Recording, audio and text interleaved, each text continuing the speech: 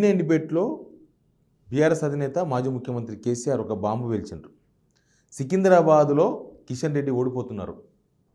Already report వచ్చింది.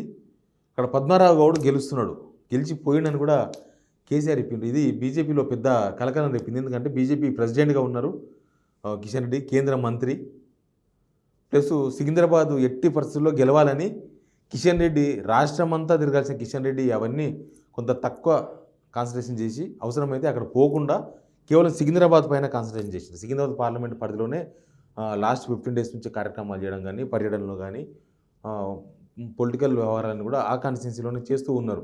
Plus ఆయన సొంత కాన్స్టిట్యున్సీ అంబర్పేట కూడా ఆ కాన్స్టిట్యున్సీ కిందకి వస్తుంది.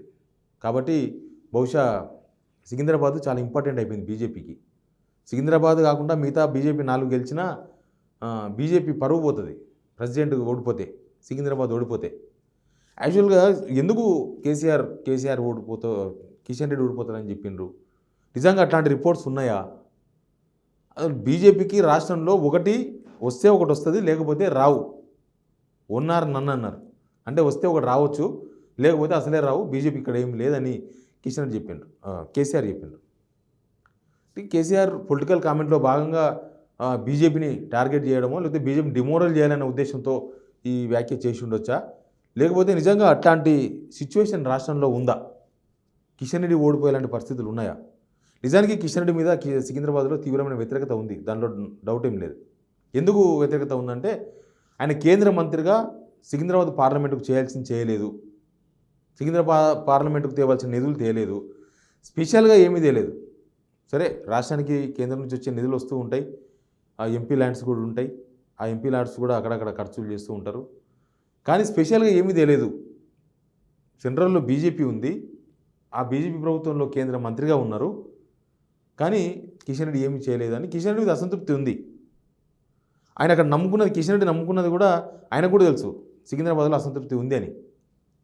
ఆయన ఎంతసేపటికి నార్త్ ఓటర్లు ఉన్నారు, తర్వాత నార్త్ ఓటర్లు అంతా బీజేపీ అయిపోతారు కదా, నార్త్ ఓటర్లు అందరూ మాకేస్తారు అనేది ఒకటి, సెంట్రల్ గవర్నమెంట్ ఎంప్లాయీస్ చేస్తారనేది ఒకటి ఆయన నమ్ముకున్నది.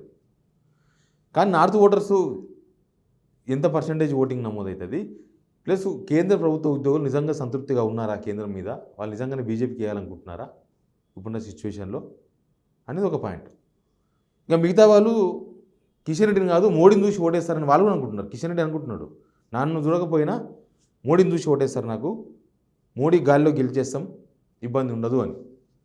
కానీ కేసీఆర్ ఆ కామెంట్ చేసిన తర్వాత, కిషన్ రెడ్డి ఓడిపోబోతున్నాడు అని కామెంట్ చేసిన తర్వాత ఎందుకో బీజేపీలోనే ఒక అనుమానం వాతావరణం కనిపిస్తుంది.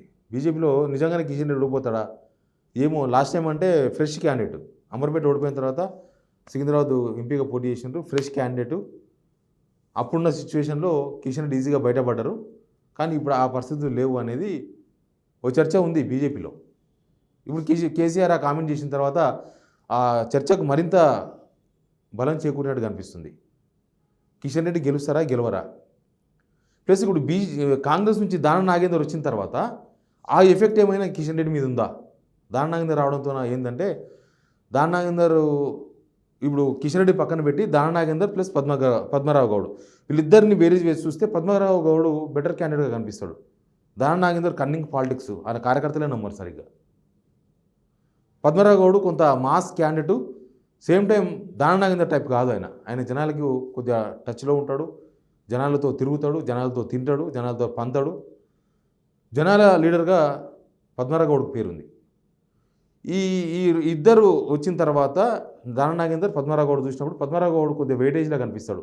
పార్టీ వెయిటేజ్ ఎట్లుంటుందనే తెలియదు, మైనార్టీ ఓట్లు అవి ఎటువైపు పడతాయి అవన్నీ కూడా చూడాల్సి ఉంటుంది మళ్ళీ. కానీ కిషన్ రెడ్డి మీద తీవ్రమైన వ్యతిరేకత ఉంది. బీజేపీ ఓటు బ్యాంక్ ఏమీ లేదు, బీజేపీకి ఓటు బ్యాంక్ ఎక్కడ లేదు. బీజేపీ మోడీ ఫేస్ చూసి మోడీ ఫేత్తో ఓటు పడతాయని అనుకుంటున్నారు బహుశా. కానీ కేసీఆర్ వెలిచిన బాంబు మాత్రం బీజేపీలో కలకలం రేపింది.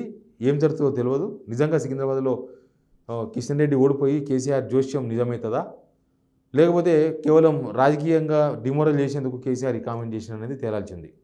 Please subscribe Signal TV.